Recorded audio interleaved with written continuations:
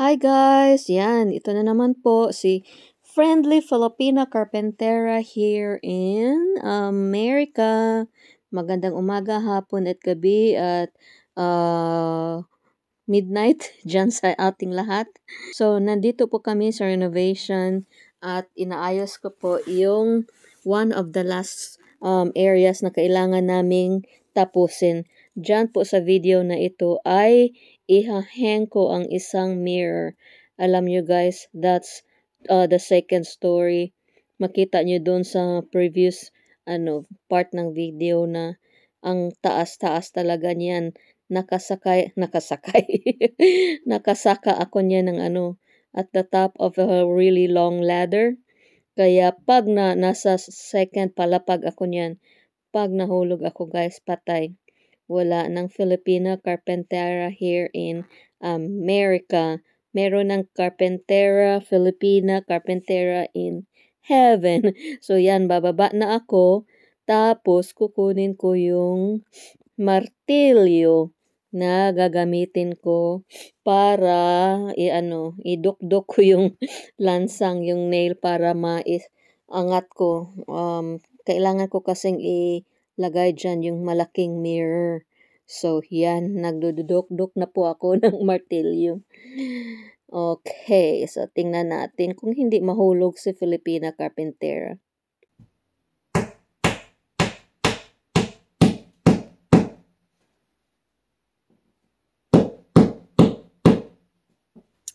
Pasensya na kayo sa shorts ko guys, tingnan nyo. May puti sa ilalim ng shorts. No, actually, construction, construction shorts ko yan. Tapos, nung pintal ako, accidentally, nakaupo ako sa punting pintal. So, yan, pati puwet ko pumuti na din. Sana all. At dyan ko na-realize na mali yung lansang na nagamit ko. Kaya kukuha ako ng mas malaking lansang. Kasi mali yung naituro ko. Kaya yan, hawak-hawak din sa side wall pag may time. Kasi baka mahulog si Carpentera. Hawak ka dyan, wala namang railings dyan. Naku, pag nahulog ako dyan guys, hindi nyo alam, nanginginig yung tiil ko dyan. Tingnan nyo kung gaano kataas yung ladder, pababa na ako. O, diba? Hindi nyo naman ako makita kasi mataas talaga yung ladder galing sa first floor. Yan.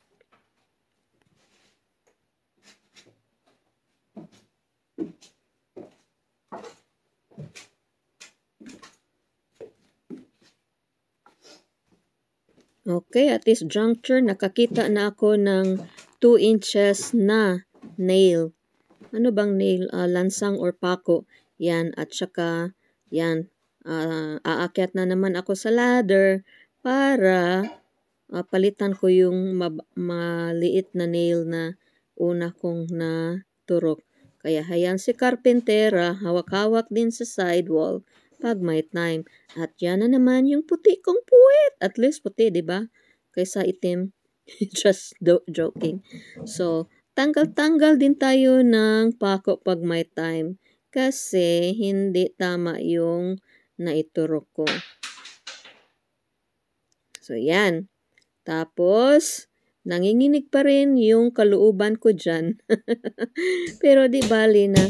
Kailangan kailangan isabit yung malaking mirror.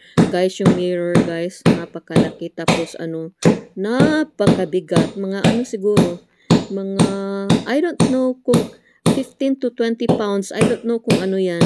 Magkano yan sa kilos. But really, it's so heavy. So, kailangan talaga na malaking pako yung yung ilagay ko dyan. Tapos, yan, himas-himas din sa wall kasi na martilyo ko yung wall at saka nagka-dent. Yan talaga ang buhay. So, yun. Parang gusto kong bumitay dyan. Bumitay. Ano ba yung bumitay? I want to hang in there and see. And see if, bibigay ba yung yung pako. But it looks sturdy, so yun, bababa na naman ako. So, hawak-hawak again on the sidewall. Baka mahulog si Carpentera. Buti na lang may sidewall. Pag walang sidewall, patay. mag-ano balancing ako dyan. So, tingin-tingin din tayo sa pako kung nasa center ba. Parang hindi naman sa center, pero di bali na. Kaysa mag-usog-usog na naman ako ng pako na napakataas na dingding niyan. Ay naku, ayokong mahulog. Okay, okay. So now, eto na. Ito na naman ako. Yun, kinat ko na. Tapos, balik na naman, pataas, pababa, pataas, pababa. Ano ba yung kanta na? Oh, spaghetti. Spaghetti, pataas. Tama ba yun? Yung spaghetti pababa na pababa. Tingnan nyo guys kung gaano kabigat yung mirror na yan. Super bigat talaga. Hindi niyo nakita yung asawa ko. Siya yung siya yung nag-support sa ilalim. Parang It's not easy to hold here. yeah, nadinig niyo. Sabi ng asawa ko, well, it's not easy at all. Siya kasi yung nag-help sa akin, tumulong sa akin na itaas yang napakabigat na mirror. Hindi niyo siya makita dyan kasi nasa ilalim siya. Tapos, tinataas niya yung babang part ng mirror, yung puwit ng mirror. So, yan. Tingnan nyo guys how difficult it is yan. Kita na yung ulo ng asawa ko. Like, sabi ko, sige na, itaas mo pa, tulungan mo ako. But my gosh, this is a joke. Ang hirap talaga, guys. Yung asawa ko, nag-a-assist lang siya sa akin. In fairness, yung asawa ko, siya yung nagdikit ng drywall dyan, at saka siya yung nagpintal. Now, ako, kasi my head, I was so stubborn, gahit talaga ng ulo ko. Sabi niya, mamaya mo na lagyan ng ng mirror, kasi hindi pa kami tapos magtrabaho dyan. Sabi ko, ay, gusto ko na ngayon kasi gusto ko na makita yung yung anong itsura ng wall na yan pag may mirror. Sabi niya, pa kami dyan, lalagyan pa namin yan ng ng joint compound. Hindi, lalagyan pa namin yan ng crown molding, kaya mamaya mo na yan ilagay. Sabi ko, stubborn kasi ako Sabi ko, gusto ko na talagang ilagay. Kaya yan, tingnan nyo, nahihirapan talaga siya. Sabi, buti na lang nandyan siya kahit na taik na nagmumugto na sa katigasan ng ulo ko. Tumutulong pa rin siya. Hindi ko kaya yan pag ako lang mag-isa. Napakabigat ng mirror na yan. So, tingnan natin kung anong mangyari.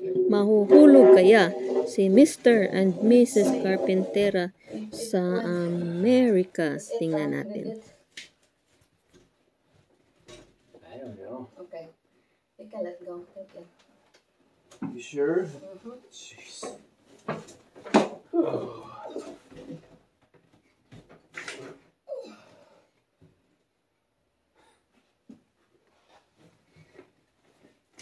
Oh. Oh, jeez. Oh, come on, man.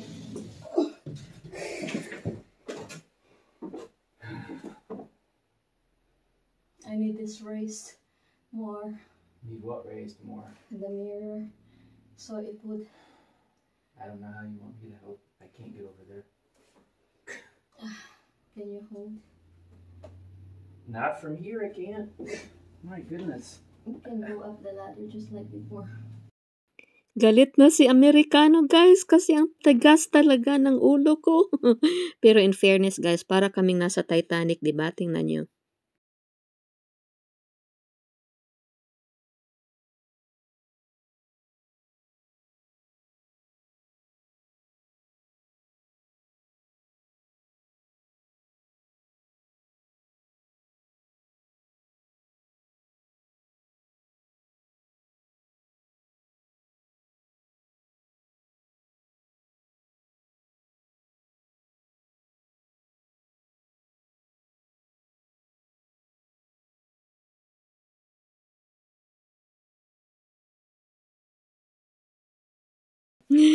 Yan.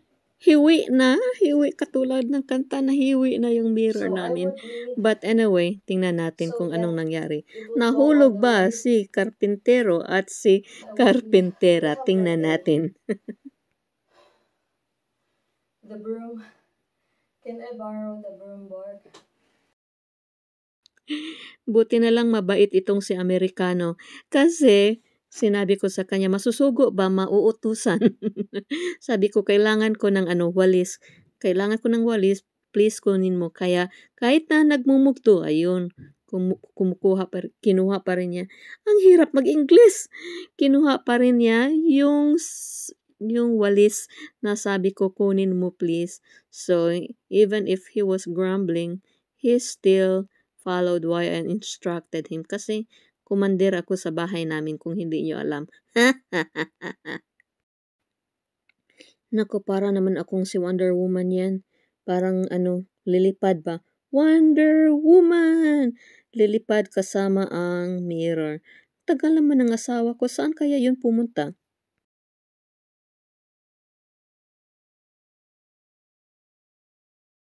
So yan, ibibigay na niya yung silhig. Finally, nakabalik na siya. Yang silhig na yan, gagamitin ko yan kasi gagamitin ko yan sa paglipad. Joke. Kailangan kong straighten yung wire sa likod. Kaya lang parang hindi ko magawa kasi ang hirap talaga. Napakabigat at saka nasa hanging in the balance po ako ngayon dyan kasi nasa tuktok ako ng napakataas na ladder. Nako, pag mahulog ako, wala na talagang Filipina carpintera. Pero di bali na nasa baba naman yung asawa ko. Ready siya na nasa salo sa akin. Masalo kaya niya ako mas mabigat pa ko kaysa kanya. Plus, ang bigat pa ng ng salamin kasama ko. Ay nako, yan. At umakyat na naman siya sa ladder. Tingnan natin kung anong ginawa niya, gagawin niya. The wire under you. Or are you able to push the wire towards the wall? Here. I have no idea how to do that. You just peek under and see if the wire is... How am I supposed to see that? There is no... Look at this. This is... There's just darkness up there. I can't tell. I can't see a wire. I mean, the top of it is touch. I don't know what I'm supposed to be looking for. I can't see. Okay, I'll be the one to look, and can you just do it like that? Nahihirapan na talaga kami guys kasi ang hirap talagang iayos yung mirror na yan. Takot lang ako kasi napakabigat niyan. Tapos, pag nahulog yan, say for example na halin na yan or nabinta na yan, tapos yung bumili dyan nahulugan ng 30 pounds, 20 to 30 pounds na salamin. Naku, liability ko po yun. Pwede akong makiha. Kaya yan, we really made sure na sturdy at maayos yung pagkalagay para hindi mahulog. So, yan po.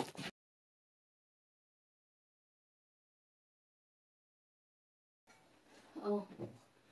You're going to be too far away from it.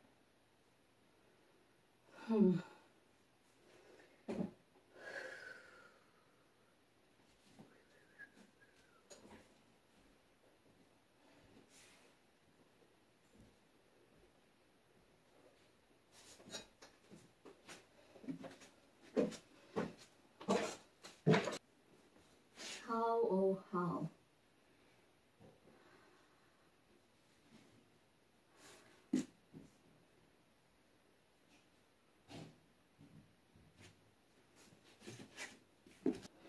Guys, ang hirap na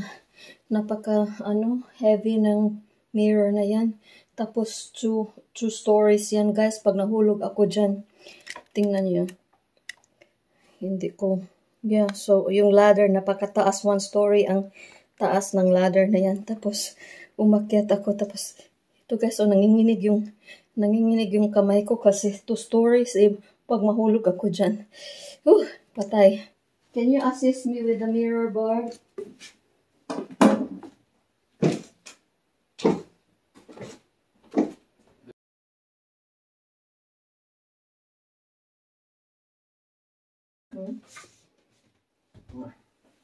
There's What, just lay it down there? yeah. It's gonna come all the way down though, isn't it? No, I don't think so. Just hold it like that.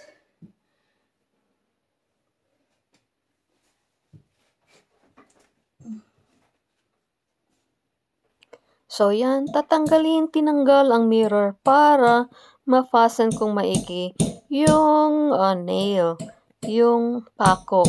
Kailangan kong i-curve siya pataas para hindi mag-slide yung napakabigat na mirror. So, yan po yung ginawa ko. To be safe ba?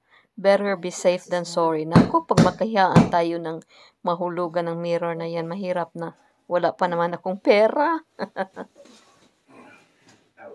Okay, oh, sorry.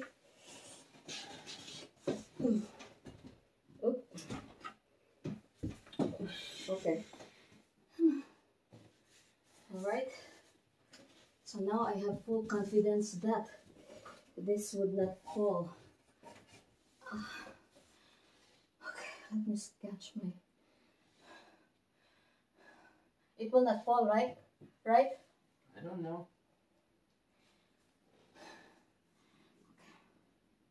I don't know. It would have been better to use a screw, but whatever. You know that nail is not long. What? That nail. So half of it is buried.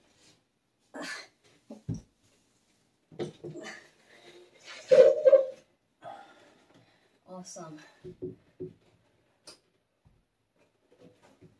Man, walls are not straight at all, but that's just how this house is.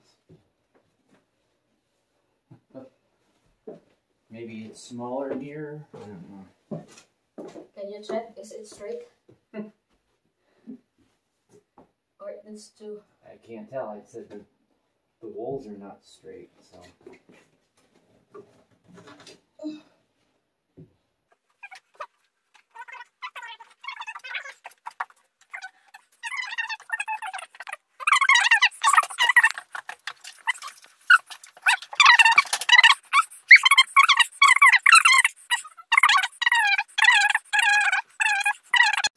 Nakalimutan ko dyan pala namin ilalagay yung chandelier para sa hallway. At yun ang baba. Ding!